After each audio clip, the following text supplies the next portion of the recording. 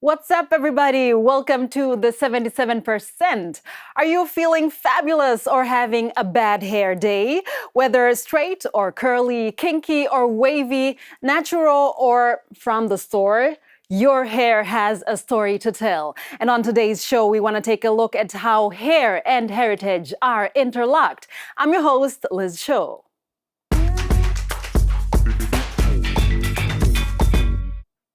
Let's comb through this week's pieces. In South Africa, Gen Zs try to brush off the negativity towards natural hairstyles. In Ghana, Michael Afutu doesn't dread the fight against locks' bad reputation. And in My Hustle, Samson joins Fulani herders to find out why their lifestyle is a cut above the rest. So, how much thought did you put into your hair today? Are you team practical and easy to handle, or are you a person who spends hours and serious cash on your hair? I personally chose this hairstyle because it only takes me half a minute in the morning to look presentable. And I know by this point some of you are wondering why we're even talking about hair in the first place. I mean, isn't it just hair? Well, let's find out. Let's talk hair. Whether it's long, short, styled, or natural, it defines our faces, from you and me. To celebrities on our screens, whether it's Diana Ross, Lupita, Bob Marley, Rihanna, or Burna Boy, everyone is crazy about hair. And for good reason. It's a fashion statement. As Black people, we like expressing ourselves in different ways. We like wearing our hair in different ways. A religious statement. I feel like hair plays a very significant role, especially within spirituality. And I don't want to just bracket it and say African spirituality, just spirituality as a whole. Within our African narrative, when there's a funeral, hair plays a significant role where the family may shed off their hair in mourning. And gives a sense of identity. Our hair plays a very important role. It's a statement showing everyone else who we are. Hair is a form of unspoken language, almost like music. Whatever the case, how we wear our hair matters. But have you ever wondered why hairstyles are such a big deal across Africa? Long before the colonial era, African hairstyles often had a language of their own, conveying messages about religion, wealth, age, social class, tribe, ethnic identity, and marital status. The Fulani people of West Africa adorned their hair with intricate braids and beads, signifying social status and personal identity. And the Himba people of Namibia, whose red ochre plates are an expression of marital status. Black people's hair, however, has also been a reason for outrage and controversy. With the coming of colonization and slavery, black hair was often framed as unkempt and unprofessional against European beauty standards. Thanks to Black empowerment movements across the continent and in the diaspora, people now wear their hair with pride. And with a plethora of products, an army of hairdressers and barbers, there's always someone around to keep us looking good. So next time you style your hair or admire someone else's, remember, it's more than just a look.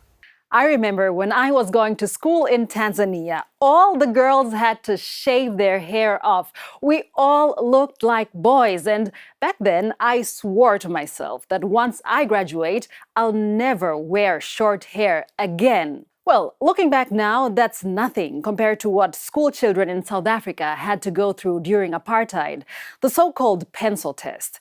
If a pencil was put into your hair and it would slide out, you could pass as white. If it stayed in your hair, you would be considered black or colored. So your hair type would determine your standard of living and the quality of your life. But today, South Africans are wearing their natural hair with pride. Everyone has an opinion on hair. Across South Africa, it has sparked debate around identity and beauty ideals. So are South African women really sending messages with their hairstyles? If you are like you're wearing your natural hair, people look at you, oh, you follow for the like we have that, we do judge if you're wearing hair. I don't know why. I actually love my hair, and it's a new thing for me. Like, I've always tucked my hair in or braided it or had a weave on at some point. I have a natural hair. It's an afro. So I like to braid them. So it's very beautiful. Braids are nice. The type of beauty that was marketed to us as Black women was more of a Western standard. So it was like a no-go zone for me to even try to cut my hair and see what my natural hair looked like. But the day I did, oh my goodness, I was like, I'm never ever going back again. For stylist Misa Mimiduma, hair is more than a craft. I really consider myself to be no ordinary stylist. The physical me disappears. I really just disappear and creation takes over and I build, and when I then step back to look at this creation, sometimes I'm also amazed. Mimi has collaborated with other artists in Johannesburg to showcase their own new idea of hair. For Mimi, fashion shoots showcase her talent and creativity. I label myself as a natural hair stylist, not disregarding anything else that doesn't fall under the umbrella of natural. And yes, we can play around with braids and wigs and weaves, but understanding that you are not the wig. When that wig comes off, you still need to be confident with the hair that comes out of your scalp. Negative stereotypes about Afro hair have led to many men and women ditching kenkey and puffy hair for tamed hairstyles. These cliches have deep roots in colonialism and later in South Africa's apartheid regime. But younger South African women want a different look. In Zimbabwe, which is where I'm originally from, one of the biggest stereotypes associated with natural hair is poverty. A lot of people have also experienced discrimination in schools because natural hair may not be seen as professional or may be seen as a distraction. Noreen Jonathan has thousands of followers on Instagram with videos showcasing her natural hair routine and product recommendations. I also wanted to be the role model that I didn't see when I was younger. So I wanted to show my natural hair, show it in different styles, figure out a way to basically romanticize tightly coiled, textured hair. During apartheid, hair was one way to separate Black people from the rest of society. The so-called pencil test became infamous, where a pencil was put into people's hair, and if it didn't fall, it meant that the person had Afro hair, and therefore was not classified as white. Under apartheid, racial classification led to racial discrimination and violence. It also contributed to the myth that straighter hair was better, influencing entire generations. For Tai Ivonte, who is a loctician, this is something she also has noticed in the media too. We see it in the magazines when they want to put the beautiful women. It's the women with the straight hair. If you want to look the movies, like even for the kids' cartoons, all you see is the beautiful Barbies with straight hair. So it's a system that has been put in place for decades. One way of styling tight Afro curls while keeping it natural is micro-locks, of which Ivan is a master. Because I wanted people also to see this other side of going natural, using less products, not putting anything on your hair apart from water and some light oils. The South African natural hair movement has come a long way, and the country's hair care industry is booming. It's worth $500 million and is projected to grow more than 6% in the next 5 years. But Liesel Smerdon, who runs a Cape Town-based natural hair care line, believes there is more potential. So in the beginning, there were not a lot of people starting their own businesses, and slowly but surely people were starting their own brands. And now there are so many people starting their own natural hair care brands. Liesel also believes that there's still work to be done for women to fully feel confident. So it is a bit of a journey of self-acceptance and finding yourself, but it's really, really worth it. There will be a few times when you are doubting yourself, where you might think, is this a good idea to even go natural? But I promise in the end, you're gonna love the outcome. Speaking of natural hair, let's talk about dreadlocks.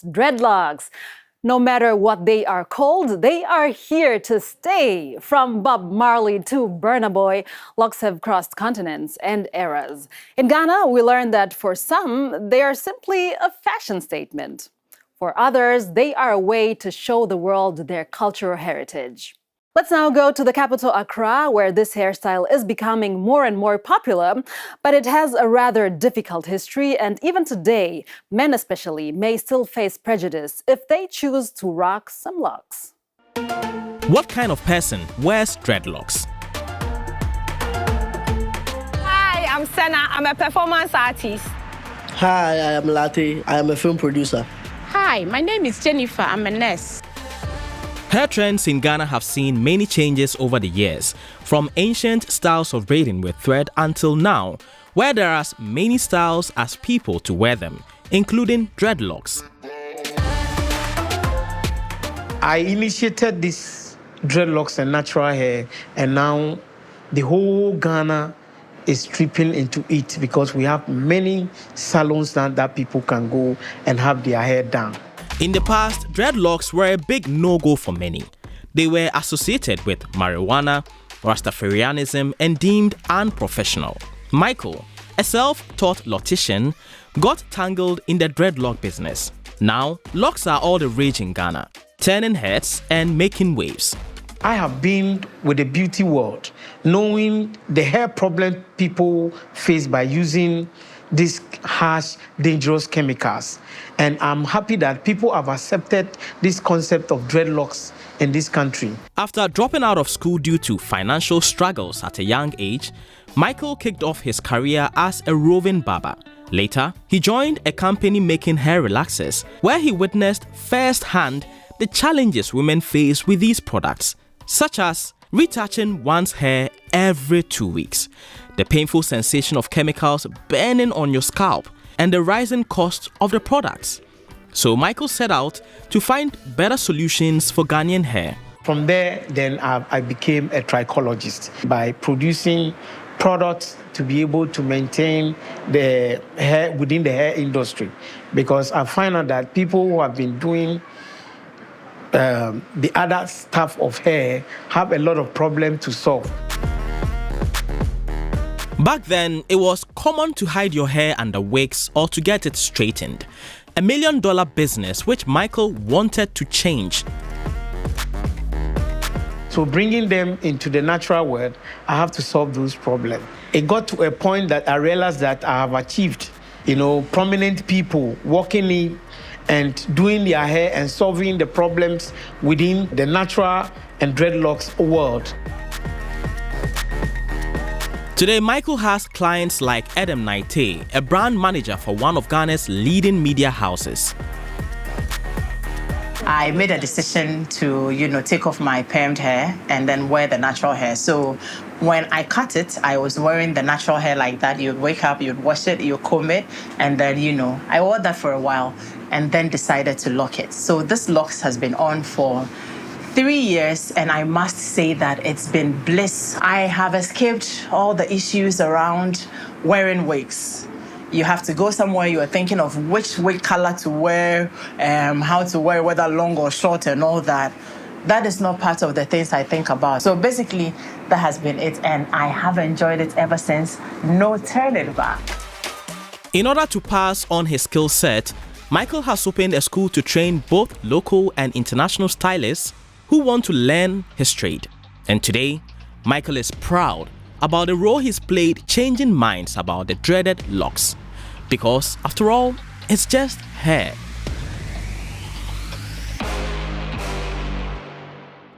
We'll now take you to a man with great locks, DW's very own Samson Adeleke.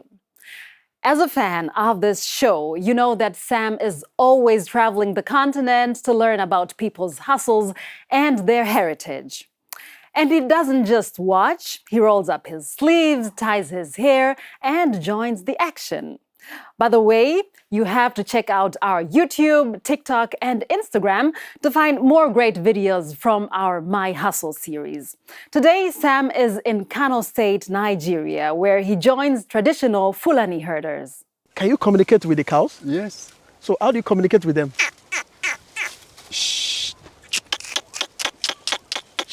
Today, our featured hustler is... My name is Zubair Muhammad Zubair, the secretary of Mieti Allah Kura branch. I am a herder and I don't have any other job. This is my hustle. For many Fulani communities, cattle herding is not just a job. It is a time-honored tradition. You are welcome to another exciting episode of My Hustle. Jam, how are you? You wake up fine? Fine. What's this? You need this before you become a herder. Okay. Wow, so this is a gift, right? The herder's Yes. proof. Can I dance with this like this too?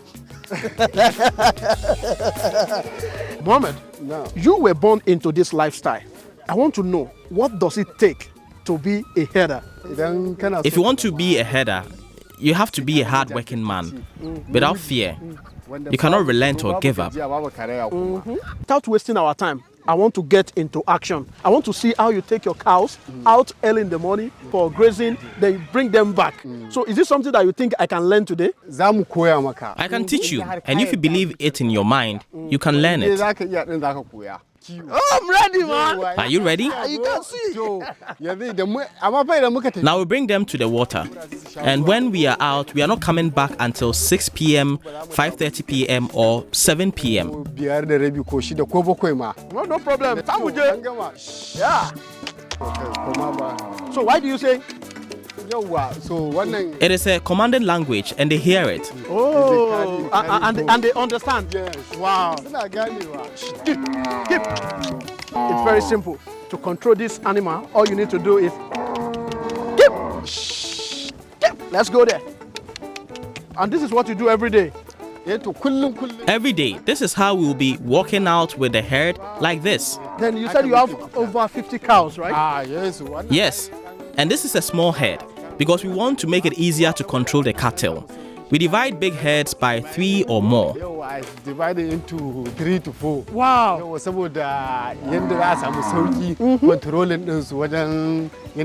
Bro, you are a billionaire. You are a rich man. Have you ever had any experience whereby your cows enter somebody's farm and there was argument? Yes, Yes, we do experience it. We come to the farmer, we estimate the damage, and then we pay.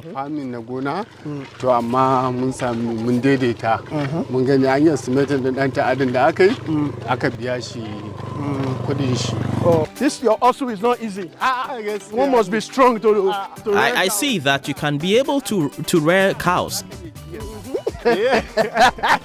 When you're taking the cows out, are you supposed to be at the front or you be at the back? We usually come out in twos, one at the front and one at the back. How do you make money from this also? We earn money from the cow milk we sell. And if we need more money, we take an animal to the market and then we sell it. Which of the techniques do you prefer? Taking the cows to the bush for grazing or using the modern techniques way of feeding the cows? Modern techniques would be better than herding. Because the herder boys could attend school. Lack of education is a big problem here.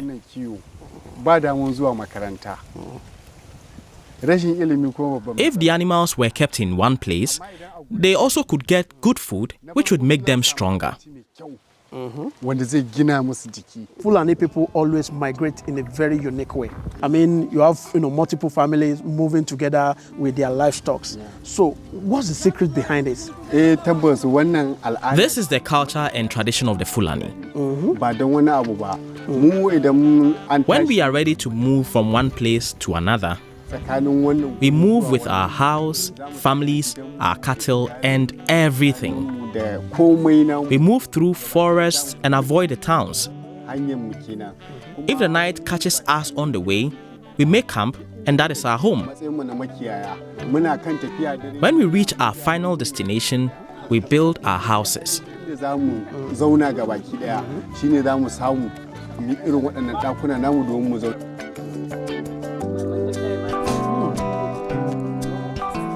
I'm enjoying the track. Mieti, I have had an incredible time exploring Fulani culture and tradition. Ladies and gentlemen, keep watching DW, the 77%. Great reporting as always, Samson. Thank you so much for allowing us to learn about the Fulani culture. Well, while the herders are preserving their heritage, for others, heritage is simply about where they come from, the place they call home. And let me tell you, the people of Cape Coast, Ghana are especially proud of their home city. Today in our series, My City, we have none other than recording artist Yaw Black showing us all his favorite spots in town.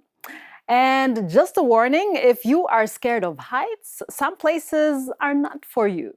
Hello, beautiful people. My name is Yaw Black, a singer-songwriter and a recording artist from Ghana, West Africa. And I'm about to show you my beautiful city of Cape Coast. This is my city. The historic market and port city of Cape Coast in Ghana is a landmark for any weary traveler. Yaw Black is just one of its over 170,000 proud residents. The singer starts his tour a few kilometers outside town, in the cherished Kakum National Park. So this is the entry point to the Kakum Canopy Walk, and like we say in Chi, Akwaba. Let's do this. Kakum became Ghana's first protected conservation area in 1931. It hosts endangered wildlife like forest elephants, buffalo, and primates. The beginning height is around 11 feet, and when you get to the highest point, it's about 45 meters above sea level. It's getting real. Really funky. Thousands of people visit Kakum each year to experience the breathtaking canopy walkway. And for Yaw Black, it is especially special. And at the highest points now, it doesn't get any better than this. So I made one of my music videos here.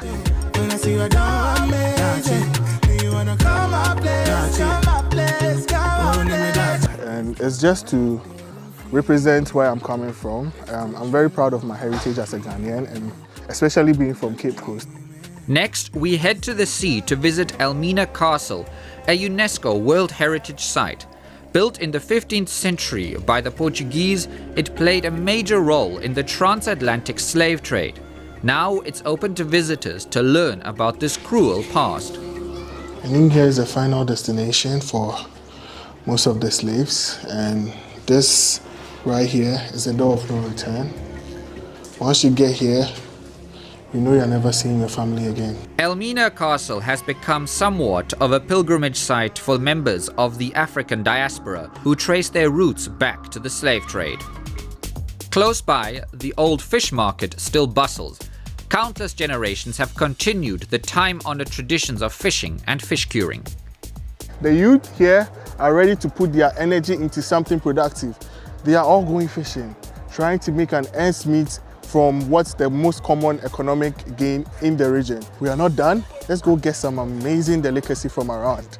Keep it locked. One local delicacy Yaw Black wants us to taste is Fanti Kenke. Made from fermented corn, wrapped with dried plantain leaves, and then steamed to perfection. You can have it with Fanti, which is also a local delicacy, made from fresh fish, tomatoes, and palm oil. With a full belly, Yaw Black shows us the existential threat to Cape Coast. The region used to boast some of Ghana's most stunning beaches, but coastal erosion and pollution is threatening livelihoods and homes. The shore around Cape Coast has been fortified with rock wave breakers, and Yaw Black hopes this is just the first step in rehabilitating this iconic city's coastal heritage. We want a better Cape Coast for all of us, and Cape Coast won't be better for just me. When there's more cleanliness, when there's more serene environment, the tourists that will come in will serve as an avenue for me to sell my music. There are other entrepreneurs in and around. If we can all come together to push one single agenda, it will be very easy for us to be able to sell the brand Cape Coast and make it one of the top tourist destinations in the whole world. Absolutely. I'd definitely love to visit. Thank you so much for showing us around your home city of Cape Coast in Ghana. Well, those stunning views take us to the end of today's show. Thank you so much for being with us today. Don't forget that we have many more reports and stories from across the continent. If you are not following us on social media, stop everything you're doing and go hit that follow button right now. And by the way, if you want to tell us about what your hair means to you and your heritage, feel free to let us know.